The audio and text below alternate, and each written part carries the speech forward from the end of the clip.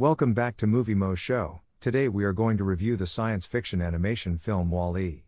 If you like our content, don't forget to like and subscribe. We post multiple times daily. Spoilers ahead.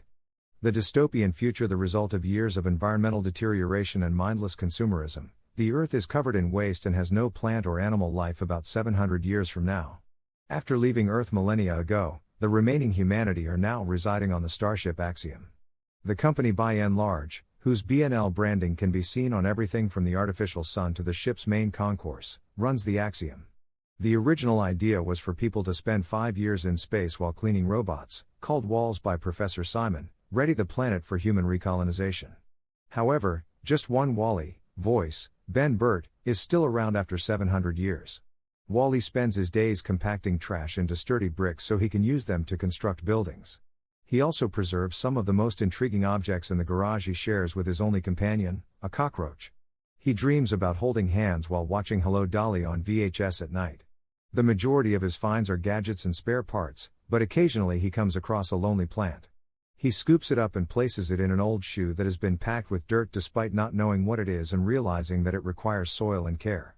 The following day, a massive spaceship touches down and drops off Eve, extraterrestrial vegetation evaluator. Voice, Elissa Knight, a new robot. Wall-E falls in love with her right away and wants to touch her hand, but Eve quickly uses her plasma cannon, which can pierce through any material. Eve searches the surface of Earth for greenery but grows upset when she doesn't discover any. Finally allowed to approach her, Wall-E brings her back to his garage and displays his collection of human artifacts to her. But she still refuses to take his hand, so he shows her the plant he discovered. Her prime directive is now activated, so she places the plant in a unique confinement capsule inside her body, sends a message to the mother ship, and enters sleep mode. Wall-E, who is confused, makes an effort to protect and console her.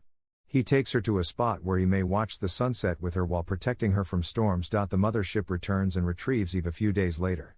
The ship, which travels back to the Axiom from Earth at a distance of several light years, picks up Wall-E. In the landing bay, Eve and Wall-E are being examined. The ship's commander receives Eve, who is still in hibernation. She is pursued by Wall-E, who is joined by voice, Ben Burt, a cleaning robot determined to scrub the filthy Wall-E free of outside impurities, such as mud or earth. Wall-E encounters people for the first time while traveling. They are dragged around the Axiom in hover chairs with video screens that let them to communicate with one another and see a range of advertising for drinking food products. They are obese and generally unable to move on their own. When Wall-E unintentionally knocks John Ratzenberger's voice, off his hover chair, the man asks for his aid getting back into the chair and identifies himself. John introduces himself in reply, confused but appreciative. Captain McCree, voiced by Jeff Garlin, is just as passive and catered to as the other humans, but Wall-E follows Eve to his quarters.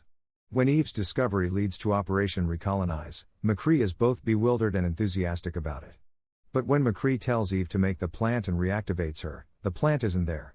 After ordering the removal of Eve and Wall-E for repairs, McCree decides to learn more about Earth. When Wall-E accidentally believes that Eve is being hurt by the repair team in the repair bay, she uses her plasma cannon to protect her, unintentionally unleashing other robots that had been brought in for servicing. Security robots capture images of them during the breakout, and the ship's computer informs humanity that Eve and Wall-E are renegade robots. Eve sends Wall-E back to Earth in an escape pod after becoming enraged. They witness Gopher placing the plant in the escape pod before she can place him inside. Wall-E tries to save the plant when Gopher departs but is launched into space instead. Wall-E exits the pod with the plant via the emergency exit hatch and a fire extinguisher before the pod self-destructs. Eve is jubilant as she interacts with Wall-E in space and even gives him an electric kiss of appreciation. Eve and Wall-E enter McCree's cabin using the waste chute to deliver the plant. However, Otto, the ship's autopilot system, confesses that it was the one who earlier took the plant. As a result of a centuries-old decree that was issued when it was thought that the Earth would forever be uninhabitable, it has no intention of enabling a return to Earth. Wall-E, Eve, and the plant are sent back down the garbage chute by Autoblast, and McCree is confined to his cabin. Wall-E is severely damaged, but he and Eve barely avoid being launched into space along with the rest of the trash.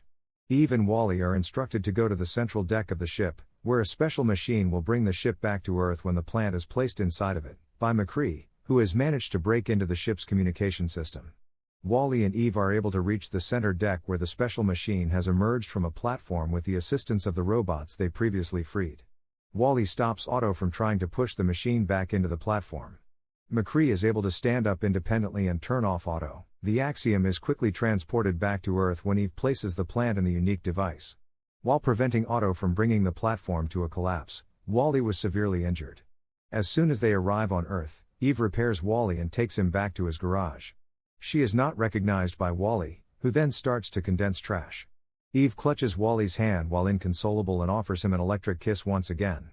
This effectively restarts Wally. McCree demonstrates to the other people how to take care of the plant and restore the environment.